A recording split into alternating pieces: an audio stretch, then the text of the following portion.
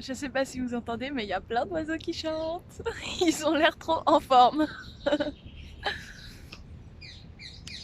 Bonjour à tous. Je me retrouve pour cette vidéo pour vous parler de ce que j'ai vécu un peu ces derniers temps. Je m'installe tranquille. Ce que j'ai vécu un peu ces derniers temps parce que ça fait beaucoup de choses, que je suis forcément pas la seule. Et je l'ai vu après coup en recherchant que j'étais pas du tout la seule en fait à vivre ça et à le vivre potentiellement de cette manière, pas vraiment de cette manière parce que c'est tout pour tout le monde c'est différent, mais il y a quand même des similarités, il y a quand même des similitudes. Il y a quand même ça, ça, se, ça se rejoint, c'est connecté.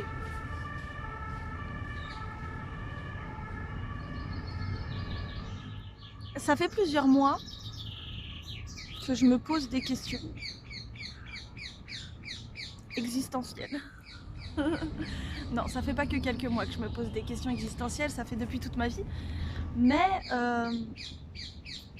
là,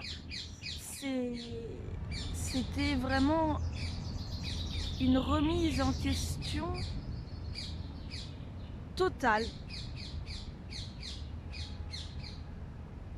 de tout mon système de pensée. Tout. Il n'y a rien auquel s'accrocher, tout. En fait, vraiment tout. C'est déroutant. Forcément, parce que quand tout change, le mental a du mal à suivre. C'est logique. Et, euh, et donc c'est comme ça qu'on...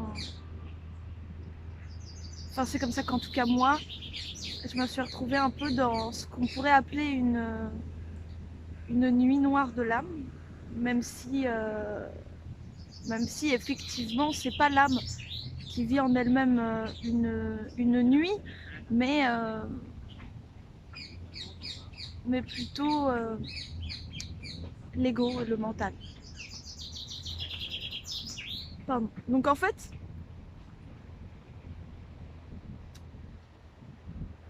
ce que j'ai vécu, ça vous est peut-être arrivé, ça va peut-être vous arriver, j'en sais rien.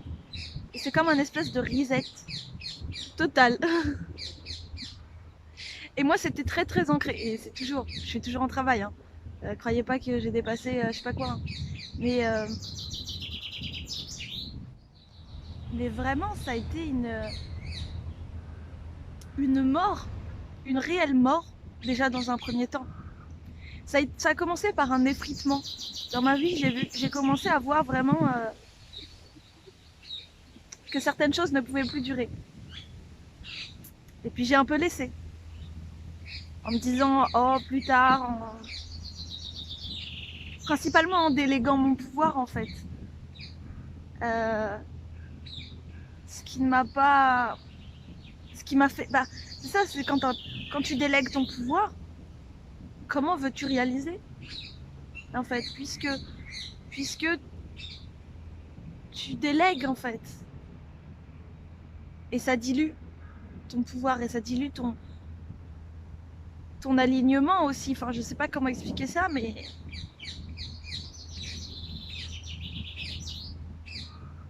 ça, c'est voilà, tu délègues ton pouvoir en fait. Et j'ai délégué mon pouvoir, pas qu'une fois dans ma vie évidemment. Hein, c'est parfois on a besoin de vivre beaucoup les choses pour apprendre. Et donc ouais, non pas qu'une fois dans ma vie, mais là, c'était tout particulier parce que je pensais avoir dépassé certaines choses. Parce que même si je savais que c'était pas vrai, je ressentais que j'arrivais à une sorte de plafond dans ma spiritualité et dans ma relation aux énergies. Et c'est vrai que quelque part, j'arrivais à une sorte de limite de ce que j'avais à vivre là-dedans. En tout cas, de cette manière-là, parce que cette chaîne va continuer. Mais, euh, mais c'est vrai que voilà, gros changement, c'est un peu confus ce que je vous raconte parce que tout n'est pas encore totalement posé dans ma tête il y a encore beaucoup d'assimilation et d'intégration à faire par rapport à tout ce que je vis en fait, tout ce que j'ai vécu, tout ce que je vis. Donc c'est un peu confus. Mais voilà, ça a commencé par une sorte d'effritement où j'ai commencé à voir un peu progressivement ma réalité propre s'effondrer d'elle-même. Alors au début, l'ego il trouve le mental il trouve des subterfuges, des compensations, mais à un moment donné, on peut plus avoir de compensation parce que l'effritement il devient trop total. En fait, il touche trop de sphères de la vie. Et quand tu crois que tu as une sphère de ta vie qui est posée, et c'est ça qui m'est arrivé en fait, c'est que j'ai pensé que dans une des sphères de ma vie, j'ai cru que ça y est, c'est bon, j'ai atteint un certain point, il y a encore du travail à faire, mais ça va être du travail de croisière. Non, non, parce que en fait, mon travail sur moi-même, il n'était pas complet. Donc en fait, forcément, que dans cette sphère de ma vie, et comme dans toutes les autres, c'était pas aligné de ouf en fait. Et donc de ce manque d'alignement,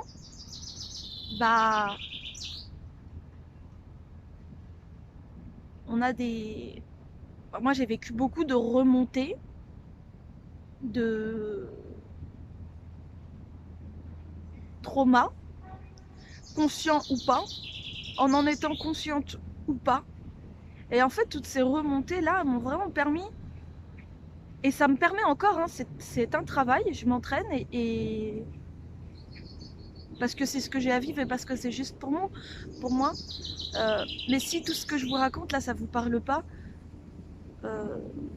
c'est ok, hein, y a pas de souci. Il n'y a vraiment pas de souci. Voilà, peut-être que hier vous vous sentiez proche de mes énergies, peut-être qu'aujourd'hui du coup puisque ça change, vous en sentez moins proche et c'est moins proche de vos énergies propres. Mais c'est ok, c'est complètement ok en fait, il n'y a pas du tout de souci par rapport à ça, c'est normal, chacun suit son chemin et donc on va matcher avec des gens qui vibrent, qui sont sur une vibration qui nous permet de vivre l'expérience qu'on a choisie à ce moment-là. Et des vibrations qui nous ressemblent parce qu'il y a quelque chose de rassurant de se rendre compte qu'on n'est pas tout seul. Et même à un autre niveau, même c'est plus profond, ça connecte en fait. Là, mais j'arrive pas à expliquer avec des mots, mais ça connecte. Donc voilà. Alors, de cet effritement, suite à cet effritement, il y a eu un effondrement. Parce qu'à force de s'effriter, à un moment donné, ça s'effondre. Et ça s'effondre intérieurement. C'était vraiment... j'avais l'impression que j'allais mourir, que j'étais en train de mourir en fait. Et en même temps, j'avais l'impression que j'accouchais. Métaphoriquement parlant. Hein.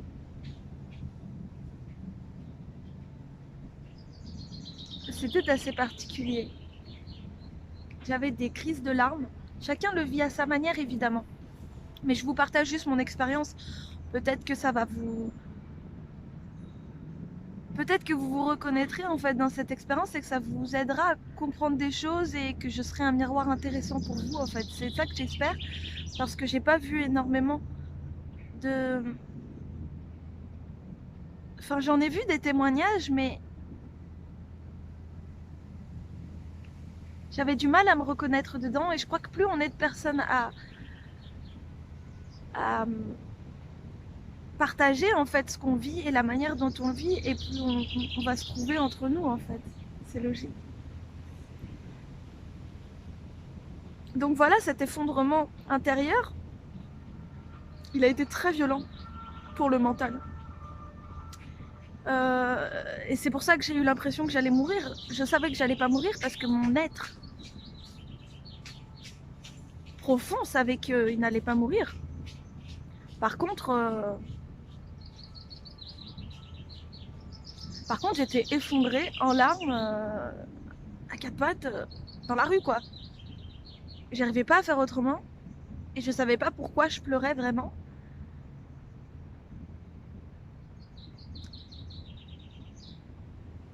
Et je crois que maintenant j'ai compris. J'ai deux pistes quelque part. Ça vaut ce que ça vaut.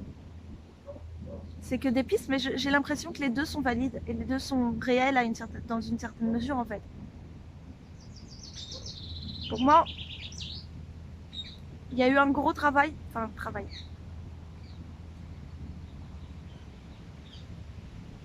Pour moi, j'ai œuvré, consciemment ou non, sur mon mental.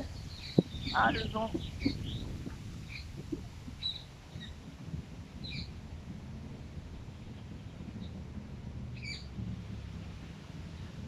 J'ai œuvré consciemment ou non sur mon mental et sur mon ego. Et à un moment donné, il faut que ça lâche. Il faut que ça lâche parce que, alors moi, je me sentais appelée à ça. Je pense qu'il y a un appel intérieur qui est à la base de tout en fait. Mais au-delà de cet appel intérieur, il y a une œuvre à réaliser en soi.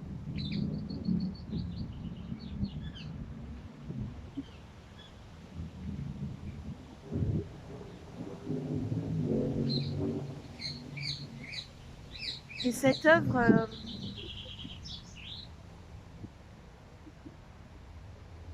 je suis rentrée dedans en fait. Je suis rentrée dedans à donf et je savais pas. Quand je savais pas pourquoi je pleurais, en fait, je pense que voilà, il y a cette mort de l'ego. Même si l'ego ne meurt pas vraiment et que voilà, il faut quand même relativiser tout ça, mais il y a quand même, en tout cas dans le ressenti, je vais pas commencer à vous sortir des grosses théories, mais dans mon ressenti, j'avais l'impression que j'allais mourir, mais je savais que j'allais pas mourir. J'avais des moments où j'avais l'impression que j'étais folle, mais je savais que j'étais pas folle. Après, c'est aussi parce que comme j'ai mes dons qui se sont réveillés tôt dans ma vie, je me suis assez vite demandé si j'étais folle, ce qui m'a poussé à chercher un peu ce que c'est que la folie. Et donc maintenant, même mon mental, il est au courant que non, c'est pas de la folie. Et il l'intègre. Mais à un moment donné, il y a quand même une balayette au mental, il sait plus où il est, tu vois. Il n'y a pas d'appui. Il n'y a pas d'appui. Et il essaye, parce que c'est son job et parce que c'est comme ça qu'il fonctionne. Et en fait, c'est toute une réorganisation de mes énergies, de mes vibrations et de mes différents moi intérieurs, tu vois. Une réorganisation de la place du mental, de la place de l'ego, de la place du divin et de la place de l'incarnation et de la place du galactique dans ma vie.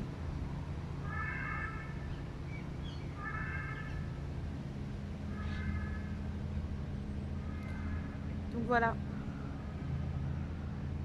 Et donc cette réorganisation, elle continue et elle continuera à mon avis très très très longtemps puisque c'est le jeu.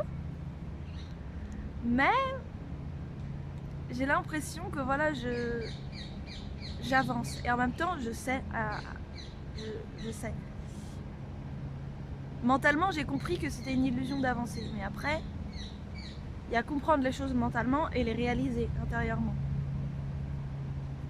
Et on est là pour réaliser, en fait, on s'en fiche de comprendre un maximum de choses.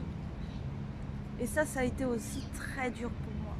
Très très dur. Un écroulement intérieur parce qu'en fait, je me suis construit complètement. Enfin, mon mental s'est complètement construit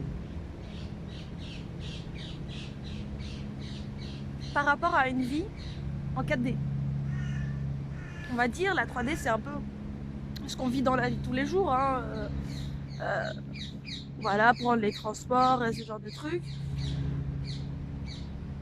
La 4D, c'est plus vibratoire, émotionnel. Et c'est l'astral en fait. Voilà. La 3D, on va dire que c'est le monde physique. Je grossis énormément les traits. Vous fixez pas là-dessus, hein. Partez juste sur des grosses directions. Et écoutez votre cœur, il va vous indiquer les détails.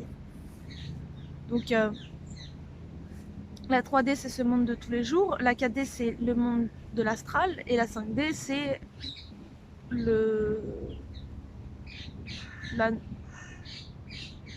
c'est un état d'être en fait. Un état d'être où on est beaucoup plus proche de la présence. Où on est beaucoup plus proche de notre divinité en nous. Où on fait beaucoup plus corps avec notre divinité en nous. Donc voilà. Et moi, en fait, j'ai grandi dans la 4D. Et tout le défi de ma vie, ça a été de comprendre la 3D. Et donc j'ai construit mon mental autour de ça. Parce que pour arriver à communiquer avec les autres, et c'est là où l'initiation de la vie est très puissante, que pour communiquer avec les autres, il a fallu que je puisse mettre des mots sur ce que je vivais, parce que sinon c'est pas possible en fait. Et il a fallu que je 3Dise ma 4D.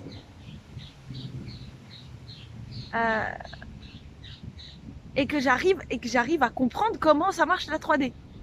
J'ai pas encore tout compris, j'ai pas encore tout intégré, mais on est sur le projet.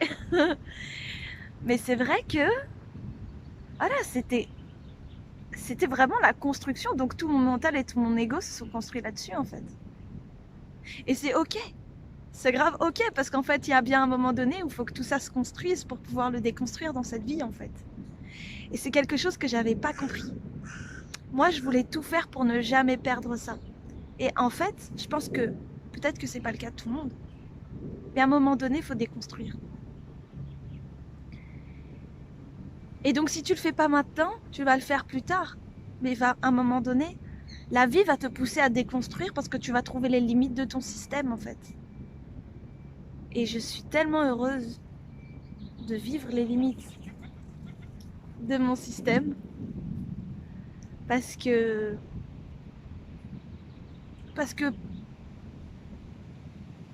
avec l'habitude et du coup avec un ego spirituel, puisque mon ego s'est construit sur la spiritualité, c'est-à-dire que dès le départ, mon ego prenait place dans le monde spirituel en fait. Et donc là, c'est une grosse déconstruction à faire, parce que non seulement il faut que je déconstruise ma conception de la 3D, puisque en fait, j'avais pas compris. Et c'est ok, parce qu'en fait, on comprend, et en fait, on se rend compte qu'on comprend pas, et du coup, on recomprend, et c'est tout le temps ça, en fait, c'est un cycle d'évolution. Mais du coup, là, je me rends compte, ok, en fait, j'ai pas compris la 3D.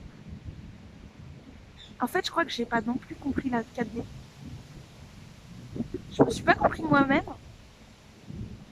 et je suis obsédée par le fait de comprendre. On fait quoi? On fait quoi? En fait, on lâche. On lâche vraiment cette histoire de je veux comprendre, je veux absolument pouvoir mettre des mots.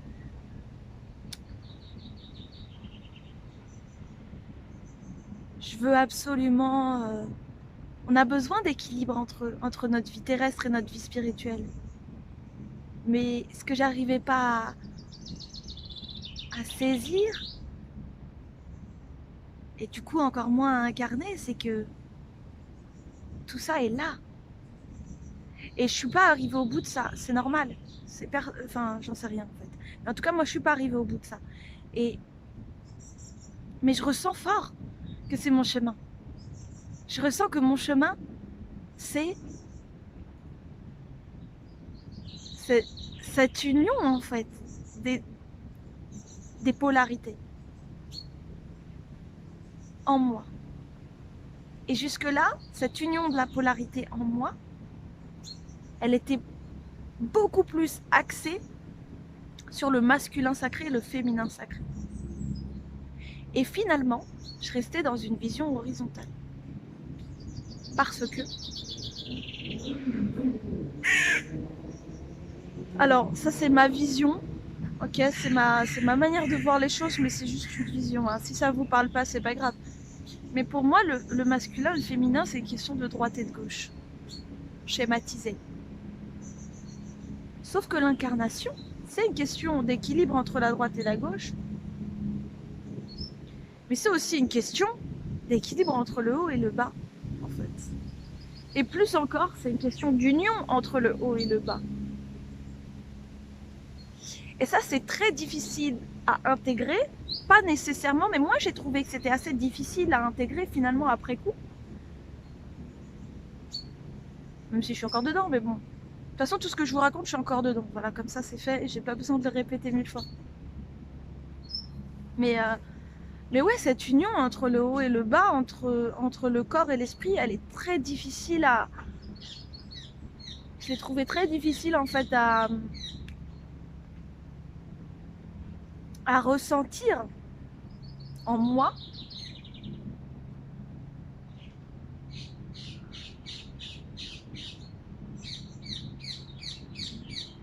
Parce que certainement beaucoup de croyances et de conditionnements dus à cette construction de l'ego, du mental ego, qui est naturel. Hein. Votre mental ego, il est tout à fait naturel et il a sa place ici. Et c'est ok. Mais quelle est vraiment sa place? Et quelle place il prend? Parce que on est ici pour manifester le divin. Et pour que toute cette manifestation là fonctionne,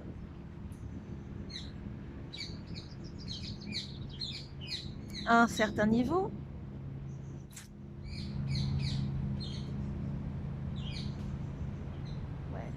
pour que ça fonctionne, en fait, il faut... Je vais vous dire quelque chose et je vais vous dire tout le contraire. Vous êtes prêts? Pour que la manifestation fonctionne dans ce monde, il faut être aligné. Et être aligné quelque part, être aligné, c'est avoir les corps placés au bon endroit. Et avoir les corps placés au bon endroit, en fait, c'est placer correctement le divin en soi. Placer correctement le mental, l'ego, l'émotionnel, le corps physique. Pensons-y. Et donc de donner à chaque part de soi la juste place. C'est ça être aligné en fait.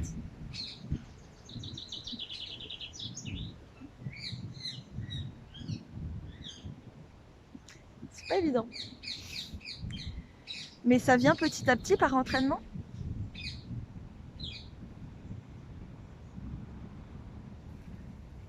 Et ça vient aussi par des choses qu'on n'explique pas.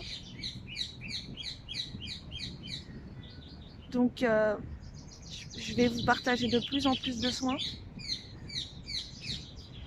Parce que moi, ça m'a énormément aidé. Ça m'a beaucoup aidé les soins et les canalisations pour arriver vraiment à reconnecter avec mon cœur, avec mon ancrage, parce que j'avais l'impression que j'étais connectée. Et c'est toujours comme ça, on a l'impression qu'on est abouti, hop, on va faire un autre tour de cycle. On va se rendre compte que non. Pour pouvoir justement réaligner ça. Hein, si on ne le voit pas, on ne peut pas le réaligner, donc c'est un peu l'objet de tout ça. Et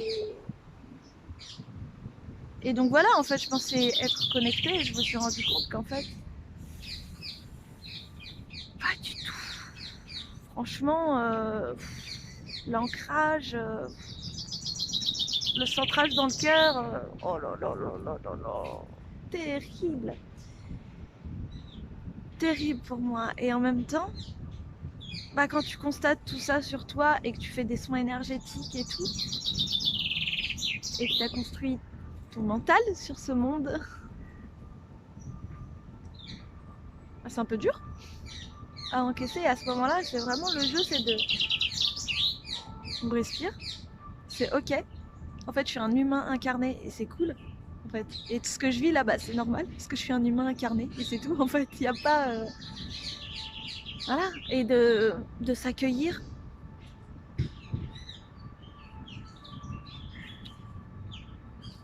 Dans ces...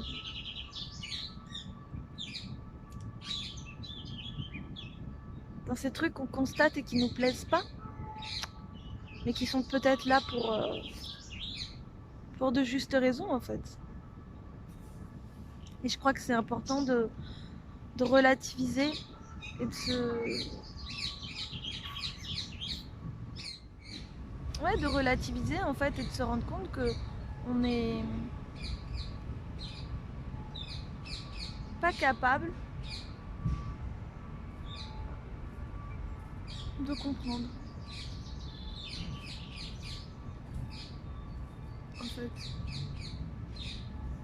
Et ça, c'est quelque chose, puisque j'apprenais depuis des années et que je me suis construit là-dessus, bah,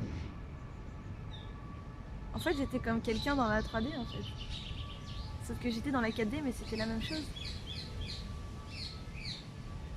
J'étais bloquée dans mon système. Et en vrai, enfin, je m'enfermais et je prenais souvent la décision inconsciente de m'enfermer dans ce système. Et c'est en retrouvant mon pouvoir aussi, et c'est quelque chose que j'essaye de faire continuellement. On en parlera et je pense qu'il y aura des canalisations sur retrouver son pouvoir et des soins. Mais voilà, c'est en retrouvant son pouvoir, en ouvrant son cœur vraiment. Mais plus que tout, c'est en posant sa conscience. Pas en posant sa conscience sur le côté, en posant sa conscience sur soi-même, sur l'intérieur de soi. Et d'être dans une acceptation totale. Dans un accueil, dans une ouverture par rapport à ça, par rapport à ce qu'on vit. On a beaucoup de compassion pour les autres, souvent. On en a bien moins pour soi. On ne mérite pas moins que les autres en fait. Et je crois que c'est important de se rappeler ça. On ne mérite pas moins que les autres et toute la compassion et tout l'amour qu'on offre aux autres, bah on mérite aussi de se l'offrir à soi, en fait.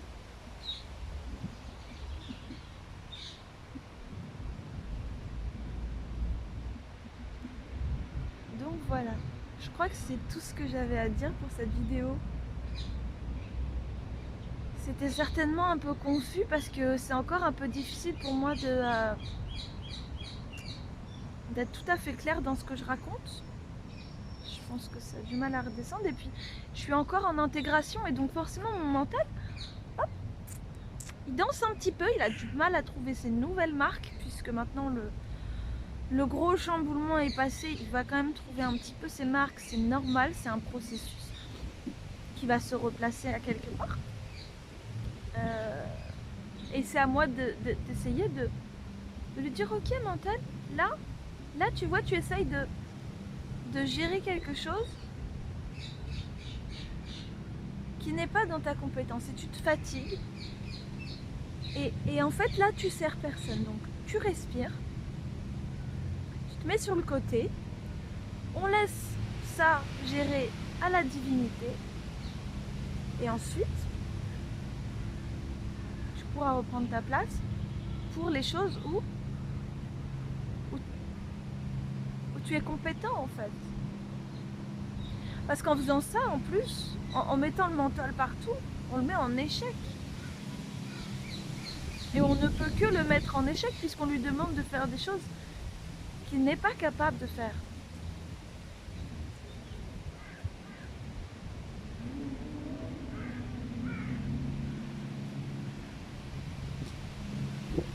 Et c'est à nous d'arrêter de lui demander de faire ça.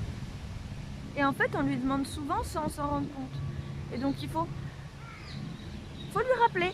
Faut lui rappeler que voilà, non, là t'es pas dans ton domaine. Souffle et puis observe.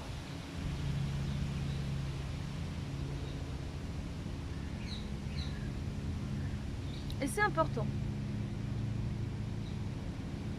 Voilà, c'était un petit aparté qui m'est venu très spontanément par rapport au mental.